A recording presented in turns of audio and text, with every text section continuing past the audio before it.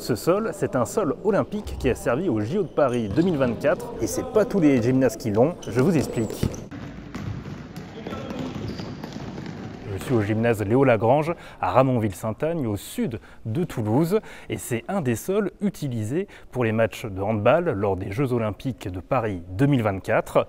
Les collectivités et le club ont réussi à l'obtenir, notamment grâce à une levée de fonds participative de 281 donateurs, dont les frères Karabatic, superstars du handball français.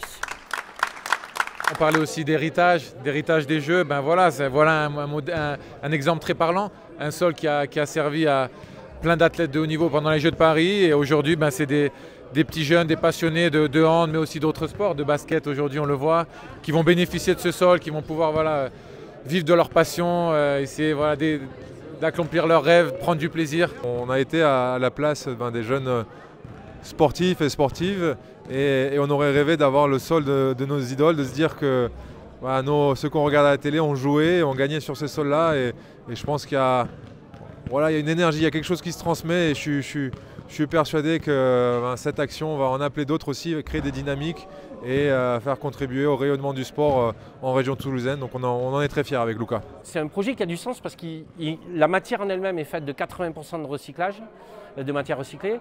C'est une deuxième main, une deuxième vie. Ça fait partie de l'objectif des Jeux Olympiques que de transmettre le patrimoine matériel et immatériel qu'il reste.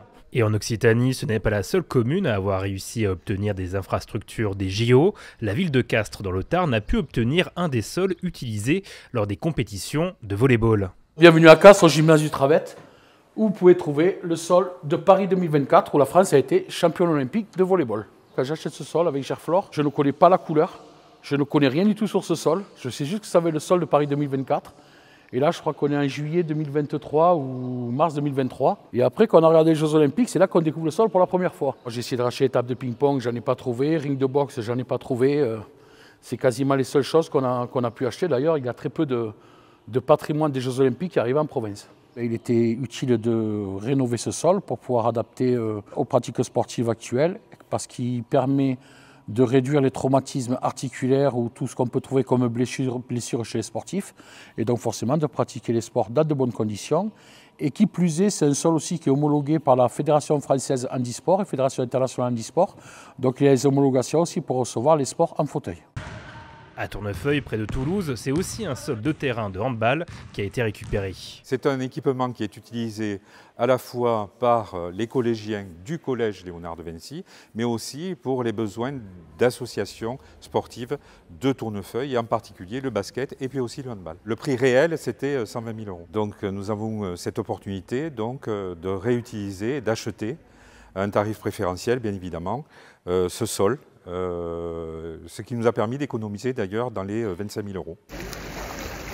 L'une des dernières infrastructures des Jeux Olympiques prévues en Occitanie, c'est un bassin olympique d'échauffement où a pu s'entraîner Léon Marchand, le nageur toulousain aux 4 médailles d'or des JO. Il devrait rejoindre la future cité de la natation prévue en 2027 à Toulouse.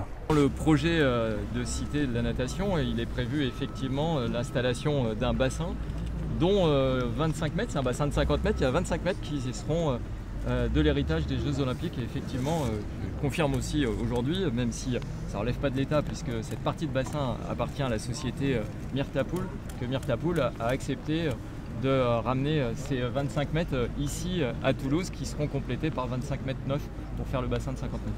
L'acquisition de ce bassin olympique est estimée entre 2 et 2,5 millions d'euros. Il sera installé sur le toit de la future cité de la natation, à côté du club de natation Les Dauphins du Toec, sur l'île du Ramier à Toulouse.